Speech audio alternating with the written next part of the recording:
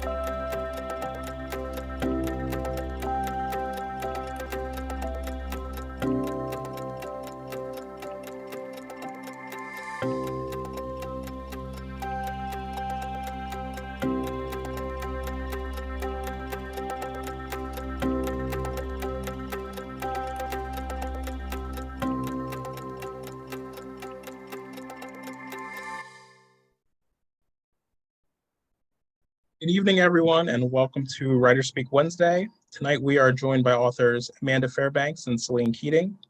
We are very excited to have both of you here to participate in the conversation, so thank you for coming. And also thank you to the viewers for tuning in. We're looking forward to answering some of your questions later on tonight.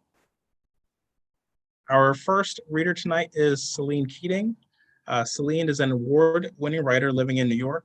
She is the author of 2 novels, Layla, published in 2011, a Huffington Post featured title, and Play For Me, published in 2015, a finalist in the International Book Awards, the Indie Excellence Awards, and the USA Book Awards.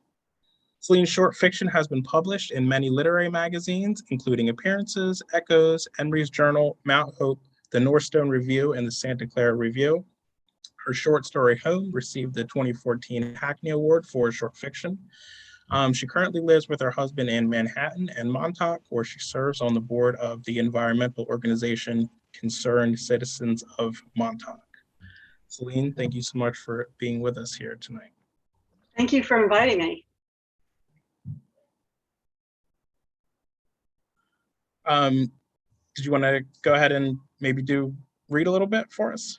Sure. I'll just say that I'm reading a short chapter from the very end of the book that I'm working on. It's set in Montauk, and that deals with the threats of coastal erosion as well as overdevelopment. And there are 4 main characters, and this chapter is the point of view of one of the 4 who works as a bartender and is losing her home in the trailer park because of the coastal erosion issue. I think even though it's near the end of the book, I think it'll be easy to understand. It was the time of day when the light became intensely golden, its beauty hard to bear. The light sparkled the windows of the funky little bar, primary colors juxtaposed brilliantly, like those of a stained glass window.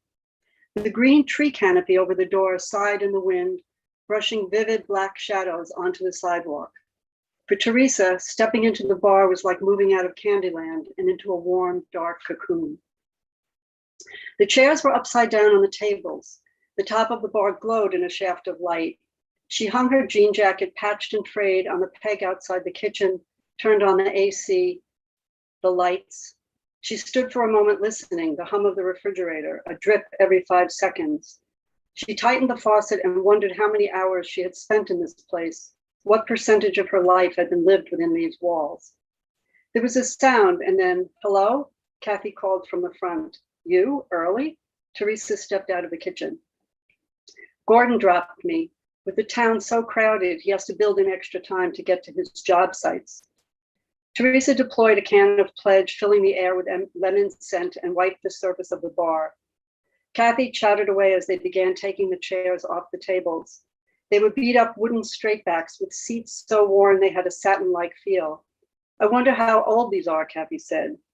I'm guessing from when Marty opened this place. What are you saying about me? Marty came in from the back parking lot. We were saying you could probably use some new chairs, Kathy said. Are you crazy? Ruin the vibe that everyone comes here for? He was wearing a t-shirt rolled to show off the swordfish tattoo on his left inner forearm. How was your day off? Kathy asked. He leaned back against the bar. Fabulous, went sailing. I didn't know you sailed, Teresa said. First time, this guy who comes in here, Theodore Maloxy, he took me. That developer, what were you doing with him? He's trying to wine and dine me. I think he thinks I don't realize he's got ideas. Wait, you don't mean he's looking to buy this place? Probably. He's already in the middle of developing over by Hither Woods. He represents some consortium or whatnot. Why so interested? He's the one forced Molly and Billy to sell. Holy fuck. Marty looked taken aback. I didn't know that. Well, don't worry, my lovelies. Marty isn't selling. Your livelihoods are safe. Nobody pushes me around. Now get to work, you two. Teresa slid cherries from a jar into a dish, popping one in her mouth, savoring the sweetness, then washed her hands and prepped the rest of her setup. She filled the pretzel and goldfish bowls and placed them at regular intervals along the bar. Lots of bars no longer provided snacks, but Marty, for everything else she could say about him, was a generous man. A burst of radio static shattered the quiet, then the volume was turned down and the delicate finger-picking opening of the boxer began to play, and her breath caught. Looking for the places only they would know, wishing I was gone, going home. Simon and Garfunkel sang. Her eyes filmed over, she turned abruptly to the wall. Outside, her truck was already packed with the most of her possessions. In the morning, she would take the rest of her things and leave the trailer park.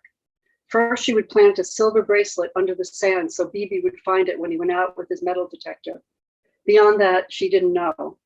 She didn't know if she could bear not waking up to the sound of the wind whistling through her window.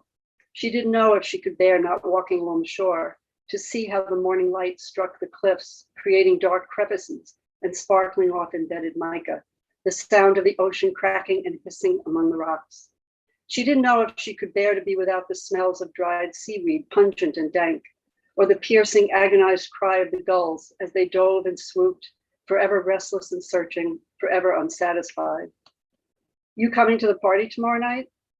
Teresa blinked back tears before turning to Kathy. Huh?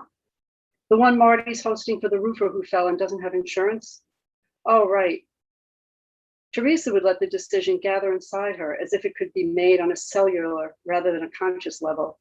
She hadn't discussed what she would do, where she would go after being forced out of the trailer park. She hadn't discussed it with Molly, not even with Father Molina. Kathy flipped the sign from closed to open, and the crowd that had been waiting poured in, tourists dressed in beachwear, locals in jeans and tees, and the gang of regulars who headed for the back room as if it were reserved for them. Stu, Will, Teresa pulled fears on me. Wow, what's the occasion? Just showing my love. Teresa let herself be grabbed and kissed. People kept coming. She didn't even try to remember their drinks. There were too many of them.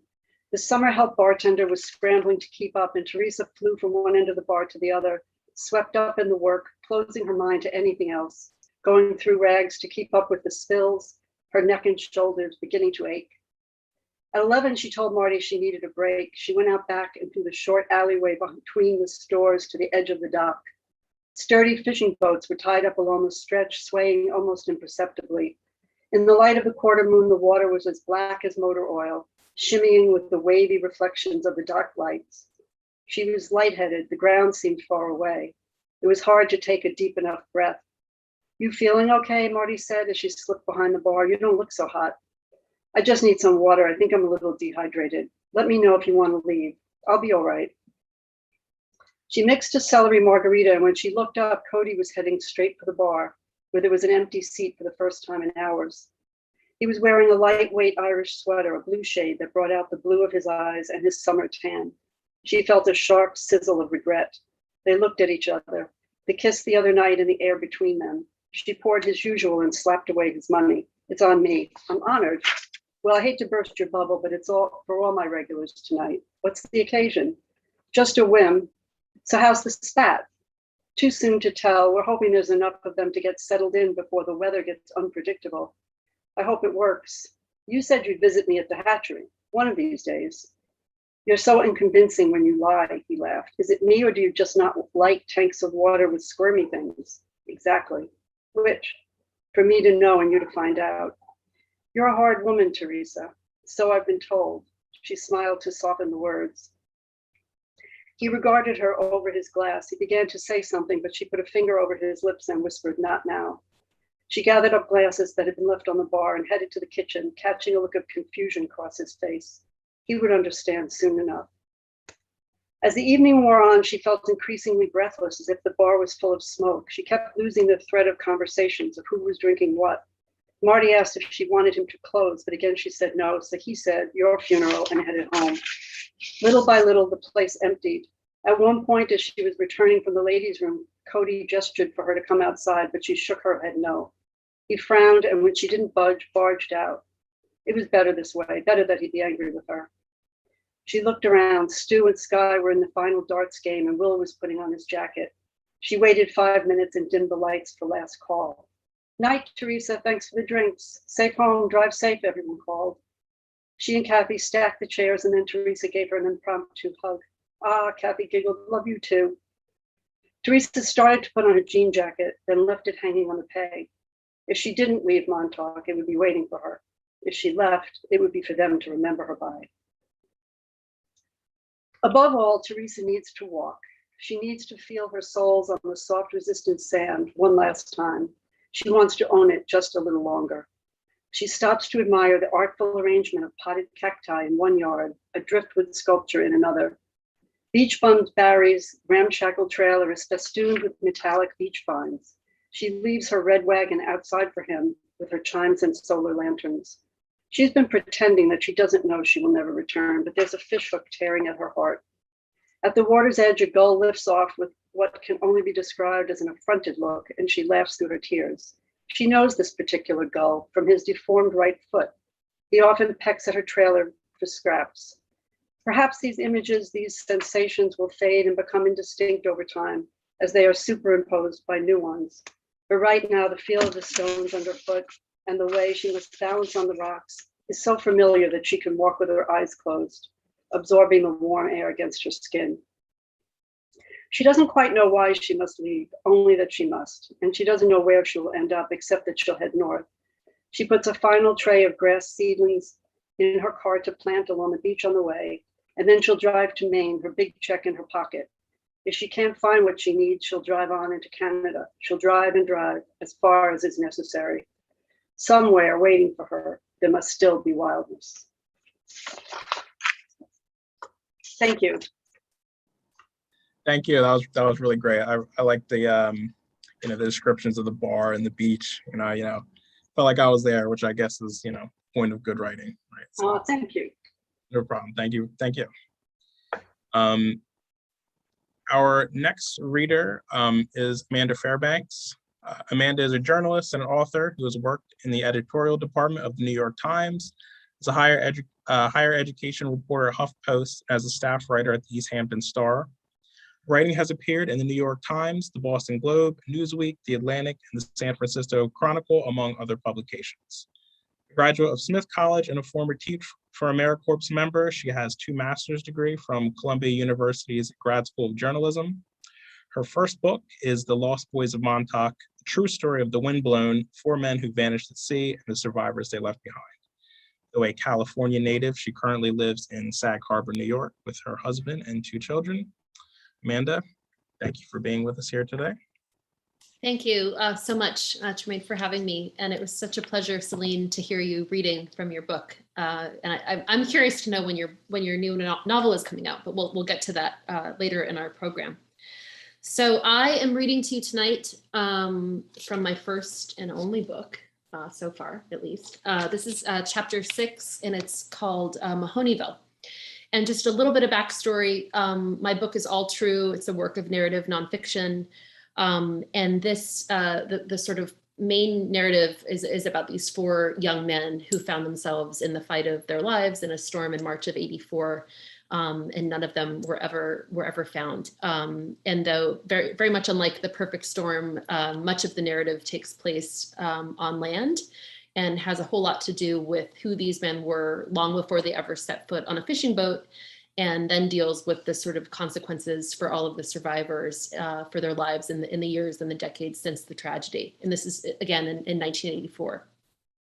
So again, I'm reading from chapter 6, Mahoneyville. At 15, right around the time he went off to Choate, Dave Connick, and Dave Connick is one of our four young men. Sorry, just timing myself because I haven't timed myself yet. I don't want to read for too short or too long. Dave Connick radically altered the course of his life. A lifelong downhill skier, his family vacationed in Aspen and Telluride each winter. Dave took to surfing with ease. Next, he learned to fish. As a teenager, Dave became a regular presence at Mahoneyville, an epicenter for East Coast surfing. A block away from Georgia Beach in East Hampton, Mahoneyville was a local compound frequented by affluent, wayward young men who generally had way too much time on their hands. And because he was always so eager and stoked to go surfing, friends started calling him Stoker. While at Mahoneyville, either during the summer of 1976 or 1977, Dave began spending more time with Tom McGivern. He was already best friends with Tom's younger brother, Morgan. Tom, who had recently graduated from Choate and enrolled at Harvard, drove Dave out to Montauk when the waves fell flat. And he was the one who introduced him to his friend, a fisherman named Captain Michael Stedman. It wasn't long before Dave caught the fishing bug. Aboard the Marlin IV, Tom and Dave worked as Captain Mike's trusty mates. Sometimes Morgan would tag along with his Nikon camera in tow. At Boston College, Morgan's senior portfolio featured documentary-style black and white photographs of Montauk commercial fishermen hard at work. Mahoneyville played a critical role in Dave's maturation. If Dave never started hanging out at Mahoneyville, it's entirely possible, likely even, that he would have never made his way out to Montauk. It was a series of fatal miscalculations that led to such a tragic end. Or maybe not even close. Maybe all along, Dave Connick had the courage and conviction to follow his heart. Philip Spray Reagan was an East Hampton summer kid who came of age at Mahoneyville. In the early 60s, after his father died and his mother remarried, this time to a wealthy Manhattan lawyer, Phil and his family occupied a summer house south of the highway at the intersection of Lily Pond and Hedges Lane. Though we didn't know it yet, Mahoneyville was right down the road. 50-some years ago, automated gates, landscape lighting, and security cameras didn't exist. The overall vibe was friendlier and more intimate, with the estate section kids free to roam from house to house. It was a neighborhood, plain and simple, and one where families often disguised their wealth rather than flaunted it. It was the summer of 1963 when Dennis Mahoney, the eldest of the four Mahoney sons, first spotted Phil at Georgia Beach. At 12 and already 6 feet tall and 150 pounds, Phil was hard to miss. Dennis soon recruited him to hang with the rest of the Mahoneyville crew. The gang of boys who rode their bikes until the tires wore out took ownership of Lily Pond Lane. It was the pure freedom of youth. The Mahoney's 2-acre property, affectionately dubbed Mahoneyville, became the de facto estate section meetup spot. The O'Connells lived on the opposite end of Lily Pond Lane, the Spray Reagans conveniently sandwiched in between. When friends drove out from the city to Mahoneyville for the first time, Phil directed them accordingly. Take the Long Island Expressway. When you get to the East Hampton Airport, make a right onto Georgia Road. If you can't find Mahoneyville, just ask anyone you see for directions. They'll know where you should go from there.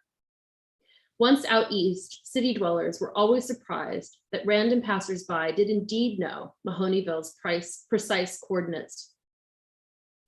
On the South Fork during the 1960s and 70s, Mahoneyville was where middle school aged kids and high school aged kids drank beer, smoked weed, and experimented with LSD for the first time.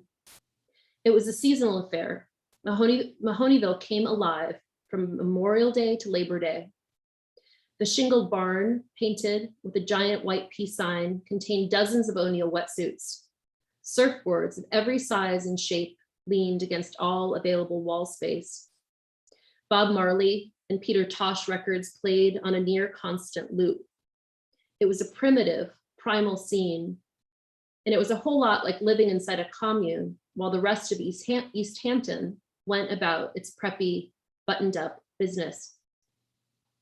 Mahoneyville's best feature was its location, walking distance from Georgica Beach. Surfing was the tribe's main activity. Georgica's dunes and jetties were home turf. The boys stumbled out of bed early most mornings and wandered down to the beach to check out the surf conditions. That time of day was best because the wind hadn't picked up yet. By afternoon, sea breezes changed the face of incoming waves.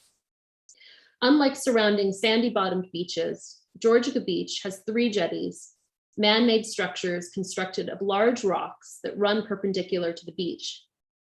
The sand along Long Island's South Shore is dragged east to west, pulled by a powerful current that originates in Montauk and moves in the direction of New York City.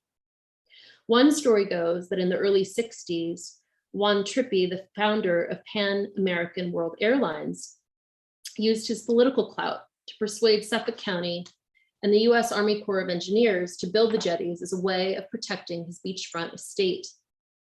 The jetties were thought to minimize erosion by trapping sand as it flowed past. In 1968, the Army Corps of Engineers warned that the East End will continue to erode and recede unless protected and nourished. At the time, attitudes were changing along with increased environmental awareness. Some locals were vocal in their opposition. Activists distrusted engineers who advocated synthetic solutions meant to thwart naturally occurring phenomena. Environmental politics aside, the man-made jetties created an unintended consequence. Suddenly, the waves broke differently. Once the 3 jetties were built, the waves peeled off rather than crashing directly onto the sand. To the delight of local surfers, the federal government's environmental intervention had created 3 new surf breaks. When the conditions were just right, the boys could catch a clean swell from the tip of the first jetty and ride it all the way to the parking lot. They could, and did, dance across the water. Okay, I think I'm gonna stop there. Thank you. Thank you. Amanda, I'm currently listening to your book on Audible right now, and I'm finding it really interesting and really well written. So it's nice to be able to hear, you read it. Oh, thank you. That's so kind. No problem. So now I guess would be a good time to segue into our little conversation about writing. I definitely have a lot of questions that I want to ask you guys, but if anyone watching has questions, just a reminder, you can throw them in the chat and I'll try to manage them both, and I'll ask my questions and I'll ask your guys' questions. Great. Okay. So I guess the first thing I wanted to ask, this is for both of you. One thing I've been thinking about a lot recently is like how few projects writers get to do. Like a great author will have like 10 books. And when you think about it, it's like, I have so many ideas and 10 is really like, it's not that much. So like when you feel that first pool of inspiration, like how do you know that that's a good idea to follow? Like it's going to be one of your 10 ideas, if that makes sense. How do you know it's a worthwhile idea? Amanda, maybe you could go since I just. Yeah, totally. So my process is a little bit different, obviously, since I write nonfiction. And I am still consider myself a journalist. I'm working right now on a story for the Times. And that's really like my first love and where I feel the most comfortable. And I love this idea of like 10 books for your whole life. That feels like a lot to me because this book took me like 4 years, but yeah, maybe I have 10 more books in me. We'll see. I've recently started another one that I think is going to be a book, because I feel like it has to like maybe make your hair stand on end. For me, it has to turn into like a personal obsession that I want to spend like, you know, potentially years of my life interviewing people and digging for details. And so it has to sort of check off those boxes. And I think also for me, it has to be some sort of subject matter, or like this book really drew me in because the themes were so universal, right? It was grief and loss, and a search for identity and meaning, and relationships between parents and siblings. And then really what drew me in were the women in the story that were so vivid and often forgot about when we talk about men being lost at sea. So yeah, I feel like this checked off a lot of boxes and was a really kind of high bar in terms of stories that I'd like to tell. But yeah, that's not a very eloquent answer to your question. But I also like thinking about that in terms of like the scope of your work and having finite amounts of time and energy and resources, and to really be careful about what you devote those energies toward. But Céline, I'll be so interested to hear your answer to that. Well, it's so close to yours. I loved how you described it, because you know there are the boxes that you check off, but the sense of being obsessed with a topic, I think, or feeling it is important. And then there's this visceral thing that I find. I'll consider all sorts of ideas that are sort of interesting to me, but there's a point where I sort of almost tingle. It's almost a physical thing, and I'm like, ooh, there's an idea in there that I'm captivated by, and I don't often know why. You know, I try not to overthink it. Like, why is this drawing me in? I guess it's also when I start finding myself almost dreaming the characters, and they start, not that they, I don't subscribe to the notion that they talk to you and tell, you know, but they do sort of come alive, and you start being them in your mind in a strange way. And then of course there's what you bring to your own, you know, your own other kinds of considerations, like what you're interested in just as a human being, what kinds of themes feel important. But sometimes, you know, what can feel important isn't what rocks your boat somehow. And my sister's always saying to me, why are you interested in like the lower and middle class people in society? People want books that are sexier than that, you know, but you can only be interested in what you're interested in. So you know, for me, it's this sort of combination of what do I want to spend 5 or more years of my life doing, and what will keep my interest and keep me coming back to the page, and this sort of tingly feeling. Yeah. Now, I love both of those answers. They definitely help. I like the idea that it's a physical kind of a feeling, and you start, you know, dreaming as the characters and everything. That's it. That's great. So something else that I think would probably interest me, and I think it interests a lot of people viewing, is a writing schedule. Personally, like what my thing that keeps me going is I sit at the keyboard an hour every day, and if I do more than an hour, it's great. If I just do that hour and I don't write anything, so be it. But like the point is, like, I'm there every day. I was wondering about sort of, and I know it is going to be different because, like Amanda, I imagine, you know, journalism that works out a little different. You have to balance other people's schedules and things. But what are some things you guys do to like keep a writing schedule and just like to make sure that you know, don't procrastinate and sort of stay focused? I subscribe to the every day at the desk, the dailiness of it, even if it's not as long a period as you might wish. But I think it really depends on what stage you are in a project. When I really get going, I can spend 8 hours or 10 hours. I mean, I really can just stay there. When I'm sort of fighting it and I don't want to write, I will just, you know, sort of bribe myself. If you sit down for a half hour, you can have a candy bar later. And then I find I stay longer until I get to over that hump of resistance. And then when you're revising, it's altogether different again. But I think part of it, for me, it's fine. It's not jumping into the email, not doing the things I'm supposed to do, like not answering, not doing the tasks, not doing the to-do list. Really like prioritizing the writing. I find it still very difficult. I'm the type of person who wants to eat the spinach first and then get dessert, and I have to reverse that and say, no, this comes first. You'll do your chores later. They'll be there. You know, they'll still be there for you tomorrow if you need to. So, I mean, that's about my only advice is to the dailiness of it, I think is crucial. I don't believe in waiting for inspiration. I think it only comes when you sort of give it that fertile ground of the dailiness. And I'm sure Amanda does as a routine thing in journalism. You have deadlines. You sort of have to get there to some extent, I guess. I mean, I personally, my brain doesn't really function without a deadline. So, but one of my favorite professors in journalism school would always say that we should aim for about 1,000 quality words a day, which to like for my metabolism is right. Now, maybe that means some days it's 500 words and some days it's 1,500 words. And then that doesn't include then like what I always do if I'm working on a new project is I sit down and I write, and then the next day that time is also spent revising that. I mean, it's hard to know, like if you're just, adding on to those numbers, hopefully you're increasing the word count. But I tend to edit pretty heavily as I go along. And I know that's so different for everyone. And I mean, unlike you both, I don't write every day, but when I'm in like when I was in this book, I was writing every day. And when I'm going to start working on a new proposal and a book project, then of course, once I'm done with the research and the interviews, I'll be writing every day. But half of my work is kind of split between the reporting and the acquiring and the information, and then the writing of it. So that's like the two sides of my brain and organizing that.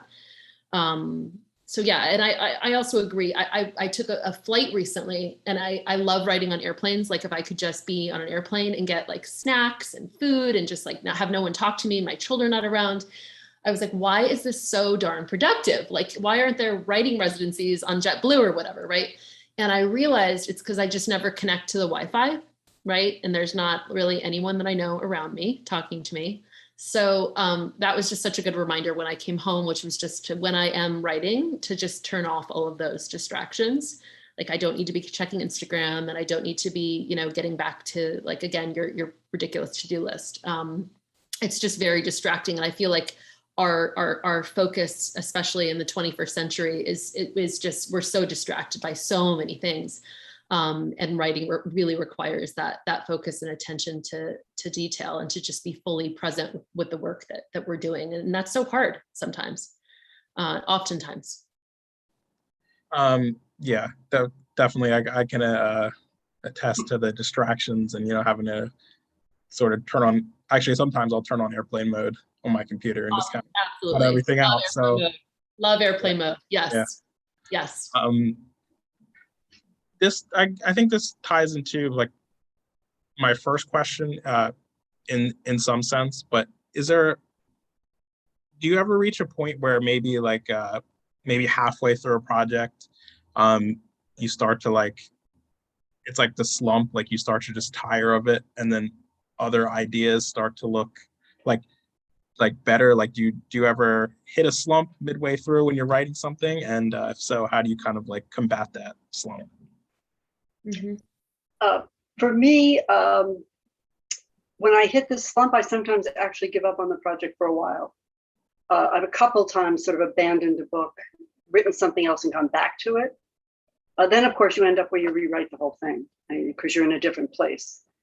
But but if you find yourself really bored by yourself, I think it's a clue that something's wrong. Now, I'm not saying that you should just abandon projects, because sometimes somebody can help you through whatever.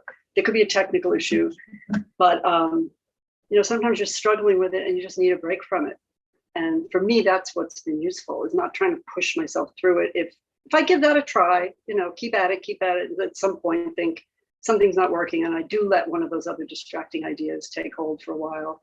And that might only be temporary, but I don't know that you have to just stick with it always. So, if it's important, you'll come back to it. You'll have some new, fresh ideas for it. Mm-hmm. Love it. So I have never abandoned a book because I've only written one book, unlike our friend Celine here. But my greatest challenge with this project was that I had never written a book before. And so I didn't know how to write a book, which is a whole nother conversation. But I was, in terms of gathering material, I was like flicking paint at the wall of just like, now I need to learn about surfing and the topography on the eastern end of Long Island. and, you know, generational trauma and golden tilefish and commercial fishing. And like, there were so many topics that I knew nothing about that I needed to become somewhat of an expert on. So then I gathered enough stuff for a book 3 times the size, right? And then it became, for me, a real struggle in the middle of how the heck I was going to structure that and organize the material. And so I didn't give up on it, but there were certainly some really tough months of going back and forth with my editor and thinking about it and, you know, cutting and pasting and moving things all around, trying to figure out, you know, we know these guys are dead. So what is the narrative tension that draws the reader, hopefully, to keep turning the page or to keep listening? And so that was really challenging and really felt like I hit a wall many times of how to sort of sort of solve that puzzle. And I still feel like the perfectionist in me could see the pieces being rejiggered in a different way. And the structure doesn't work for some readers. Like I definitely have gotten that feedback. But I did my best. So yeah. I was gonna say, for what it's worth, I did notice how it, you know, it'll be them like on the boat, and then it'll shift back to them like, you know, on land or before it happened, and it kind of keeps cutting back and forth. But I thought it worked very well. Well, why? Thank you, Trumaine. For whatever that's worth. I agree. Time. I agree. I thought it worked super well. Was very impressed by how you wove it together. So it worked, whatever you did. Why, thank you. Next time, an easier topic, less moving around in time. Yeah. Right. So it looks like we have a question from Wendy. Wendy wants to know, in nonfiction, what content do you feel most loyal to keeping exactly as it happened? And what content do you feel you can play with a bit more fictionally because the facts have been sort of lost to time? A great question. So I am a real firm believer in the facts. Unfortunately, I couldn't make up anything in my book. There's not one word of it that's made up. The only thing where I took some liberties were when one living person would recall a conversation with someone who is now deceased, and their sort of dialogue, right? Like I wasn't able to verify with that second person that same conversation. And there were actually a number of different discrepancies in the process where, you know, one person would recall an event one way, and then another person would recall it, you know, an altogether different version of events. And in those instances, I let the reader sort of kind of pick your own adventure, because you know, the so-called truth or memories are just so tricky. And so that was, but yeah, no, I really didn't take any other liberties in terms of fictionalizing it, which I wish I could have done, because that might have been a little easier. But no, it's all true. All true. Yep. Celine, you do a little bit of nonfiction too, right? If I'm not.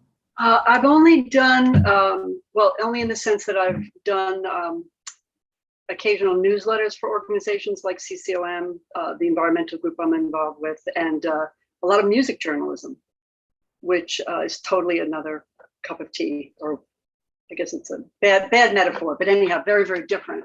But I was very impressed with Amanda's research, because I've had to do a ton of research for the novel I'm working on. So there's that issue of like, it's fiction, but I'm incorporating, I have to, you know, how true to reality do I have to be? I've created like neighborhoods in Montauk in my book that don't actually exist, or pieces of neighborhoods, but mostly tried to stick with what's exactly true about the topography and the fishing industry and et cetera, et cetera. So, but you know, that's why I love fiction, because you can make up so much stuff.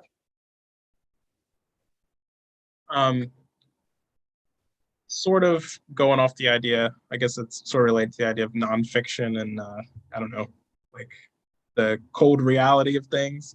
One thing that sort of intimidates me, and I know a lot of other people about the writing world, is sort of like the other side of writing that maybe people don't really talk about as much, like you know, finding an agent and marketing and advertising and all that sort of thing. So do either of you have like, you know, any encouragement or words of advice, or, you know, nuggets of wisdom about sort of that other side that's maybe less fun and not talked about very much?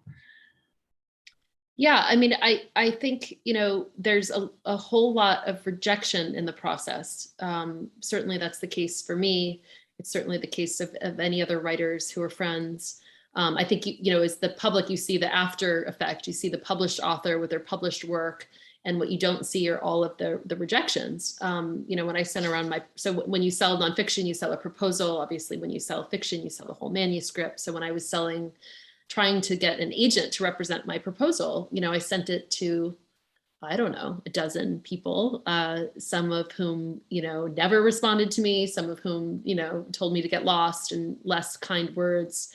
And yeah, you just have to kind of keep going and develop this really tough and thick skin, which was really hard for me. And then in terms of just putting it out into the world, like it's like a whole job. I mean, I think I did 40 events this summer, from virtual to in person it was like, my husband and kids were like, are you kidding me? You're doing another book. Like it was a lot. And it was much more of an extroverted side of myself than what was sort of intending to going into the summer of how much effort involved just putting the book out there, putting your stuff out there.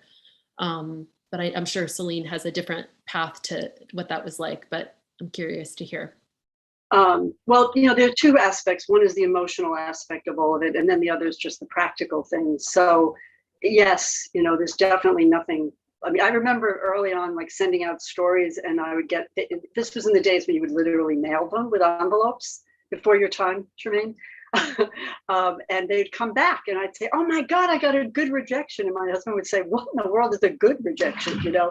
But you learn to, to sort of find the little silver linings, and, just as you're about to despair, something good will happen to keep you afloat again. But I guess you just have to keep coming back to why you write and what it means to you, and that part of it, to keep yourself centered and not to fall into the despair of the world judging you. But on the practical side, there really is a lot of help. There are tons of people who can help you with social media or any of the practical stuff that would come later, or even before you publish something, if you want to start with a blog or a platform of some sort. I won't go into my own personal story with my books, but I've had like one crazy situation after another. I always joke that if I ever became famous, it would be wonderful, because I would be this story of how, like one hurdle after another, with like publishers going bankrupt, agents going into rehab. My latest agent story is one of illness, where now I'm agentless again. So it's sort of like, it's not an easy thing. But I think, you just sort of keep centering around why you write and how meaningful it is. And I think that sort of is kind of what you hold on to, and your community of writers. There are many people you can sit around and complain with and support each other. And to your point, Amanda, I just have to add this, because one of my friends might be listening. I have a friend who won a big contest and is having her book published, and who I think submitted to about 150 agents with no luck. She won a contest and now the book is going to be published, but she does not have an agent. I mean, that's a lot of agents to have sent to. She just did so many every week. That was her job, and she kept it up. And she's now going to have a beautiful published book. So I also, I think in many industries, obviously, this is a time of just tremendous change in so many facets of our society. And I really think that there is so much disruption that to be had in the typically, white mainstream world of publishing. And so for young writers looking to be published, I think it's going to change a lot. I really, really do. I just can't see things staying as static as they have, certainly historically. So please do not despair, and please keep sending your stuff to young, hungry, eager agents who will at least read your stuff and get back to you. And I'm just the worst. Like, if people don't get back to me, I just hound them like mercilessly. Like today I was waiting to hear back from another editor, and I was like, are you ghosting me? Like, what the hell is going on? Like, get back to me. Like, I just can't stand when people don't get back to you. So just keep bothering them. Like, it's just another email, that's how I feel about it anyway. Great advice. I love it. It helps a lot to hear about like the rejections, I think, because like you said, like you only see the book on the shelf, but you don't see like all the other the tears, the like midlife crises, no, of course, it's a hugely emotional process. And, you know, obviously there's a lot of really sensitive, creative people that get drawn to this line of work, right? So it's like a captive audience waiting to just get their heart broken. So it's really, it's delightful is what it is. Great. Sort of in that vein of, you know, heartbreak and everything. I guess it's a saying, or I don't know. I've heard people say it's like, do you enjoy writing or do you enjoy having written? As if there's like a kind of a binary between the two. Like you can only enjoy actually doing it, or you just like it. Like it's painful, but then once it's done, it's worth it. You know, writing or having written.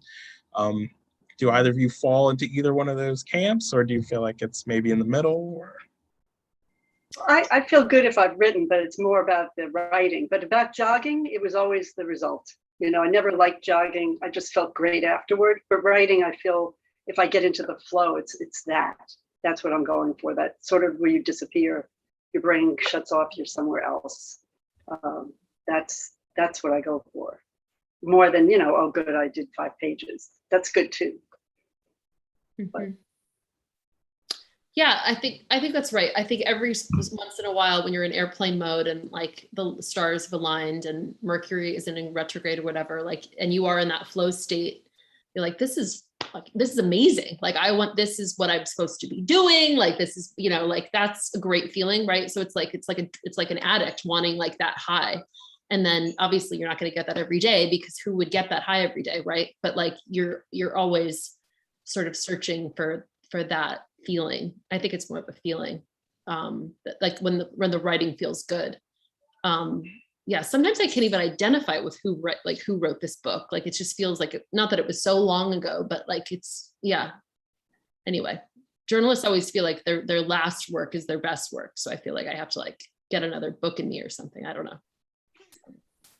I love the idea about the like that flow state. You feel like you don't know who wrote it after it's done. And it's almost like, I don't know if you like, there's almost like a point of entry. It's like, you know, maybe 20-25 minutes or something, where it's just like, or at least for me, where it's like torture. And then it's like, oh, another hour went by and I don't even know that. There's nothing better than looking at the clock and not knowing what time it is or how much time you've been sitting there, right? Like that's a really addictive and amazing feeling that you just don't get that, or I don't get that often. So yeah. I'm curious, do either of you do something to trigger your beginning of writing? You know, sometimes I read a poem to try to sort of get myself into a different kind of mode. If I'm all jangled with life stuff. I find that if I'm working on a piece of writing, I just listen to like the same music, like the same song. I don't know, like it's something about the rhythm of like the song that I already know the words to, or the melody of, and I'm not really listening to, but that just sort of gets me into that state. But I don't know. Trumaine, what about you? I do it like immediately as soon as I wake up. Well, I get coffee first. Oh, nice. I have the bad habit of going to Dunkin' Donuts every day. But I do that. I go to Dunkin' Donuts and get extra large coffee, and then I write for an hour, at least an hour. Like, but I've been doing that for so long. It's just like ingrained in me now. So cool. So wonderful. I love that. And you're not even showing the effect of all those donuts. Yeah, exactly. There you go. I'll take the compliment. I think if I didn't have young children, that would be my ideal work environment, would just be to roll out of bed, get some coffee and write right away. Yeah. So, yeah. Celine, you brought up jogging earlier. One of my favorite writers is Murakami. He's got a book, What I Talk About When I Talk About Running, and he kind of talks about, you know, he's a runner and a writer, and how, like, you know, the hobby of running influences his writing and sort of vice versa. Do you have any other hobbies besides writing, and do they influence your writing in any way, or does like exercising maybe balance the writing out, or, you know? Yeah, I Yeah. don't jog anymore. I have a bad knee, but I do a lot of walking, and that's super important. It just gets me more, I guess, the physical, like the jogging thing you're talking about, the runner. And I also play classical guitar, which is the opposite of writing fiction in the sense that it's not formulaic, but you read the music that's there, you practice things over and over. It's all about technique and practice, practice, practice. So it does something. I can't quite figure it out. I've often thought I should write about that connection, but I haven't done that yet. But anyhow, that I find it like the discipline of it and the difficulty is somehow helpful to the other parts of the writing, whatever that means. Mm, mm. Makes I sense. wrote down the Murakami book. I would love to read that. Yeah, I've not- put that in the chat. yeah, yeah. I find that when I'm working on a revision and I go for a walk or run or whatever I'm thinking about, it's like you play it over in your head and like the rhythm of it, you're still obviously thinking and working through it. And yeah, I feel like when you're away from your computer or whatever you're writing on, like that is actually really helpful, fruitful time, even when I'm driving around or I'm, doing other things or cooking or like doing something where I'm not thinking about the writing is when you're actually always thinking about the writing. Especially when you're in like one of those really stuck parts and you can't quite get your way out of it. I find that really helpful. Yeah, sometimes I feel like it's like a picture a sponge in my head, like you squeeze a sponge really hard, like when I'm like thinking about an idea or something like that. And then I'll just get to the point where I'm so frustrated with it. I'll like you said, take a walk or do something else. And then the moment I forget about it, or at least think I forget about it, I have like, 1,000 ideas that I never thought of before. I find the shower or like a bath really good for that too. Like or swimming. Like, Yeah. Like I'm a big ocean swimmer. Like just immersing myself in water is very conducive to just like creative thinking and kind of, I think, just detaching from that. Yeah. I mean, I don't like chain myself to my desk either, like for 5 hours a day. Like if it's not happening, it's not happening. Yeah. I find sleep really helps too. Like Right. really helps. Like you sort of forget, like if you really are well rested, how much better your brain works. Trumaine, you're so young, you probably don't even know what we're talking about, but I personally find that to be the case. I know about sleep. I know I get a lot of it. So I have one last question for you guys. Okay. One thing we talk about in a sort of a like intro to grad writing class, we talk about like writing influences, and we talk about like borrowing things in good faith, and kind of the blurred line between what's plagiarism, what's inspiration, and do you guys have any? I mean, it's definitely going to be different for journalism than fiction, obviously, but do you have any thoughts on that? That line between like what's plagiarism, what's inspiration, or anything like that? I find so for instance, for this book, I read anything about the sea that I could get my hands on, from, The Perfect Storm to nautical books about, really like technical terms. Obviously I'm very against plagiarism because that's what, I'm a journalist. Right. I'm not going to advocate for plagiarism, but I do think like when you're doing the work, like, and I know other people believe in not reading anything, like if you're writing poetry to not be, reading poetry, what have you. But I find just immersing myself in that genre to be really helpful and inspiring, so that when I'm not doing the work and I'm reading before bed, it's related to the stuff I was doing earlier that day. I feel like it's almost like, even though I'm not having conversations with them, it's like I'm having a creative conversation with this person, or it's like, oh, they did that. That's so interesting. I find that I pay a different kind of attention to the writing than I would maybe otherwise. Certainly not to be entertained or what have you. Great. Yeah. I don't have an objection to people who will, embed something in their work that's from another writer as long as it's attributed.